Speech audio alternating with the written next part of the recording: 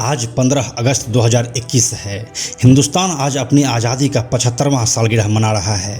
इस दौरान भारत 3 अहम युद्ध लड़ा है। साल 1965 में चीन से, 1971 में पाकिस्तान से और फिर साल 1999 में वापस पाकिस्तान से कारगिल का युद्ध। कारगिल के हीरोज़ वाले सीरीज में हम आपको 2 योद्धाओं की कहानी सुना चुके हैं, कैप्टन विक्रम बत्रा और कैप्टन अनुज नैयर। इन दोनों वीडियो को आप नीचे डिस्क्रिप्शन में दिए गए लिंक पर क्लिक करके देख सकते हैं। आज हम कहानी सुनेंगे टाइगर हिलटॉप विजेता 18 ग्रेनेडियर के वीर जवान परमवीर चक्र योगेंद्र सिंह यादव की। ये हिंदुस्तान के वो सिपाही हैं जिनको जिंदा रहते हुए परमवीर चक्र से सम्मानित किया गया है और ऐसे वो इस देश के इकलौते सिपाही हैं। तो चलिए अब बिना देरी किए हुए आते हैं सीधे कहानी पर। नमस्कार, मेरा नाम है प्रशांत और आप देख रहे हैं बेजोरजरा.com का यूट्यूब चैनल।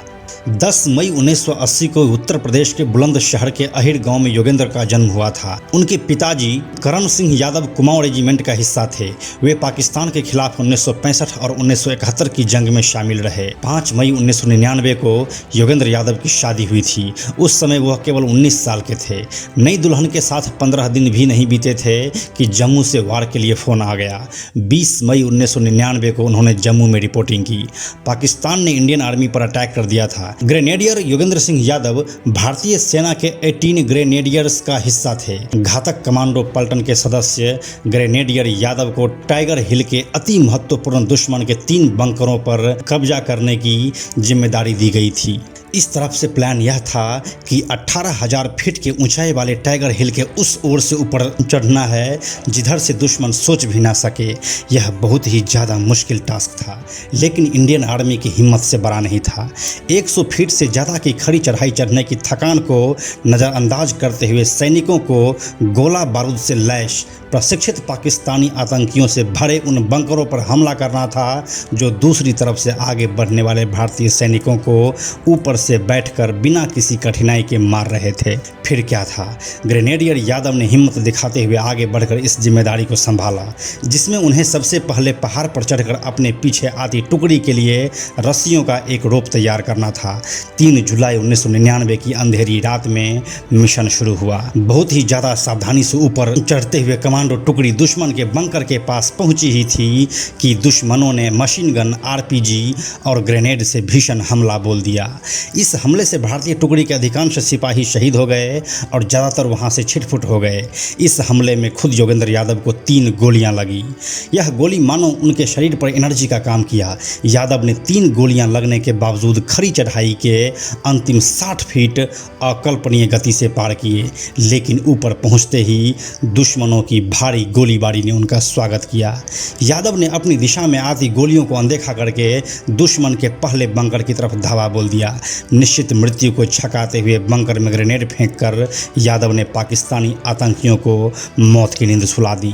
इतने में उनका ध्यान अपने पीछे आ रही भारतीय सैन्य टुकड़ी पर हमला करने वाले दूसरे बंकर की तरफ गया।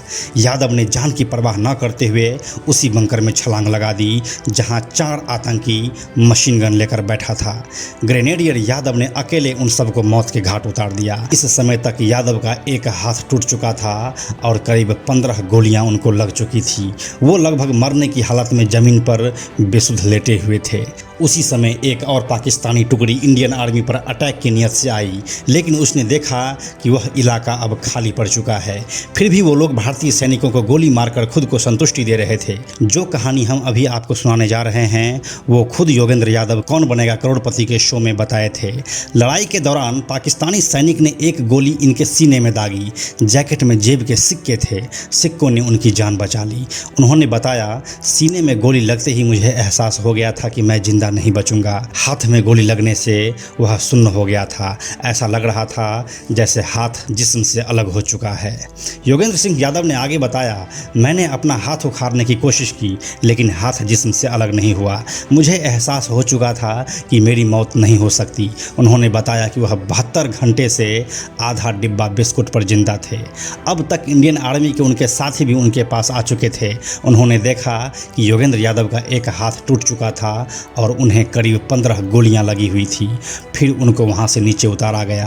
3 दिन के बाद उनको होश आया और अब तक बटालियन ने टाइगर हिल टॉप पर कब्जा कर तिरंगा फहराने के साथ कारगिल युद्ध में विजय हासिल कर लिया था।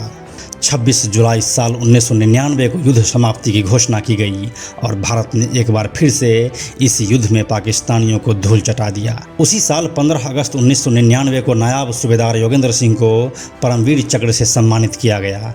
वो देश के एकमात्र ऐसे फौजी हैं जिन्हें जिंदा रहते यह सम्मान मिला है। सबसे कम मात्र 19 वर्ष की आयु में परमवीर चक्र प्राप्त करने वाले इस वीर योद्धा ने उम्र के इतने कम पड़ाव में जाबाजी का ऐसा इतिहास रच दिया कि आने वाली सदियां भी उन्हें याद रखेंगी। अगर अभी की बात करें तो परमवीर चक्र योगेंद्र सिंह यादव IMA देहरादून में अपनी सेवाएं दे रहे हैं। ये कुछ ऐसे वीर हैं जिनको देश सदियों तक अपनी जाबाजी के लिए याद रखेगी। जय हिंद, जय भारत। तो यही थी परमवीर चक्र योगेंद्र सिंह यादव की पूरी कहानी। इंडिपेंडेंस डे पर हमारी यह स्पेशल स्टोरी आपको कैसी लगी हमें कमेंट बॉक्स में ज़रूर लिखिएगा। यह वीडियो अगर आपको पसंद आया तो इसे लाइक और शेयर जरूर करें। आने वाले वीडियोज़ के लिए बेजोड़ जोड़ा को सब्सक्राइब करके बेल आइकन को टच करना ना भूलें। Thank you so much.